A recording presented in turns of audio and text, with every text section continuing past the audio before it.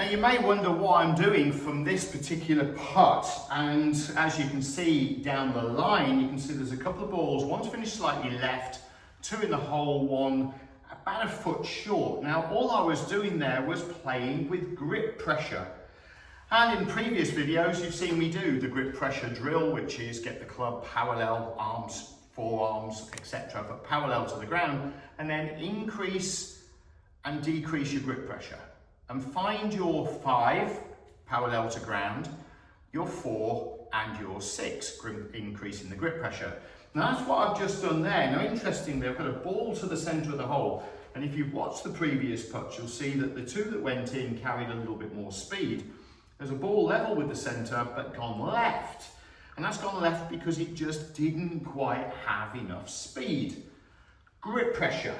Speed. And then the one that's come up a foot short has also had much less grip pressure, and it's affected the speed by 10% at least. Now the other 2 that went in actually had a little bit more grip pressure. So I'm now going to introduce you to the hammer drill, because Andy Gorman-ThePASS loves hammering stuff. Crucially though, I've got a nice lumpy hammer, copper, leather. The heavy hammer, which weighs 2 pounds in weight, will have a hanging effect on how it swings. But I want to be able to understand a little bit about grip pressure. When I was a boy, or a little boy, 7 or 8 years of age, I asked my granddad if I could have a go at helping him and my dad with a woodworking project. He was building some frames. If I remember, dividing his garden, a little walkthrough for the roses to grow over, I can recall that. It was a cold, damp day around this sort of time of the year, but we were using the tools. There were no power tools back then that knocked nails in. So the very next nail in the project was a really awkward one. It was kind of like here. And as an 8-year-old, I was not exactly at my strongest. It was a good hammer, it was good timber, and it was a good sized nail. And I remember having to give it a little bit of a whack from here. Peculiar angle. But ultimately, I want you to think of putting and using your putter like we are using a hammer. Why, you might ask? Well, simply, I want you to think about how you would deliver the handle and the head of the hammer like you would your putter.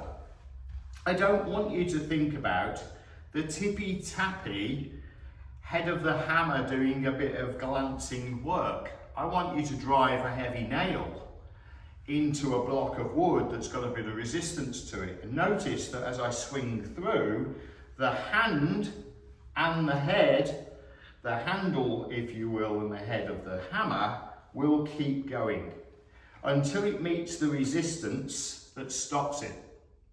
Now I haven't flicked at it, and the reason why I haven't flicked at it is because I'm trying to drive the nail in at a 90-degree angle.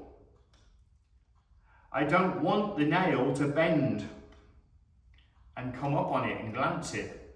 But if I do that, I've got to keep the handle going until there's some resistance. Now, if that's where the resistance is, that's absolutely fine. But notice that the hammer is parallel to my forearm. We're not flicking at it. We're not pointing the hammer back at my right shoulder.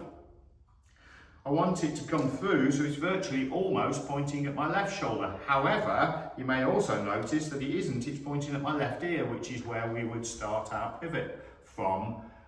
And we've got an offset head. Look, this could be just like a lad putter. Maybe that's where they were designed, I don't know. Anyway, where the shaft goes into the center of the head, lie angle balance. There's a lot of other zero torques, whatever we want to call them these days, minimal torque, low torque. All right, but the shaft goes into the center, the head is in front. So if we are moving forward in this manner, we don't want that to happen. We don't want to change the angle of the hammer. We don't want to change the angle of the face. So when we're setting ourselves up, we don't think, how do we want to deliver the club? If we can keep that constant grip pressure, the handle will keep moving through the stroke.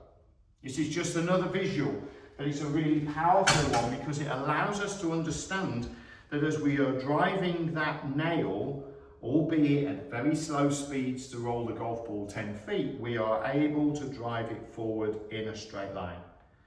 So what does the grip pressure look like? Well, if my arms are hanging a la putting, elbow under shoulder, forearm forward, with a hefty lumpy hammer with 2 pound. Putters, interestingly, are weighed in grams and length in imperial, in inches. So it's kind of weird. 550 grams. The putter's weighing just over half a kilo, and half a kilo will be about a pound, roughly. But it's just over half a kilo, so it will be a little bit more than a pound. This is 2 pound in the weight here. So I'm supporting twice the amount of the weight of a golf club, a putter. But I've got the hammer upwards, as you can see. It's parallel to my forearm. And from here, what I'm just feeling is that the handle, the hand and the head are going through. They almost feel like they're going to move through completely parallel through here. There is some swinging weight to the head, so that should go through a little bit forward, but it should also go forward because this part of the club is an inch further away from, a foot further away from the pivot point. So at some point, the handle is going to slow down relative to the head. The head is going to travel a little further by. Remember that if the club head is twice the distance away from the handle as it is from the pivot point, my left ear, then the club head's going to travel twice the distance of the handle as well. So at some point the hammer head is going to go past the hands, but when we're striking right at the base here, we just want to make sure that we are keeping the handle working through and not just tippy-tapping with the head of the hammer. Think about that now with your golf club. You will keep the putter moving in a straight line. It will swing back up because the pivot point now is working up through the ball. Here you can see how the lead shoulder is lifting, but the handle keeps moving. It's not just the lead shoulder's lifting and the hands are breaking down. We're keeping that handle working through the stroke and keeping that head nice and square through the ball. Andy Gorman-ThePASS, the putting and short game specialist, helping you understand using different tools than the one we're going to roll the ball with to deliver the club more consistently into the back of the ball. Understanding a little bit about grip pressure and understanding how the motion through the ball is more hammer-like than it is anything else you might be thinking about when you're playing your shot. If you want me to help you with your putting, feel free. It's not going to cost you a penny, but just hit my email address, golf@andygorman.com. I would be glad to look at your putting stroke or any of your short game shots. I'll look at it for free. I'll tell you what you need to be working on and how best you can work with me going forward, or with the WhatsApp on the number, and I will catch up with you then. Bye for now.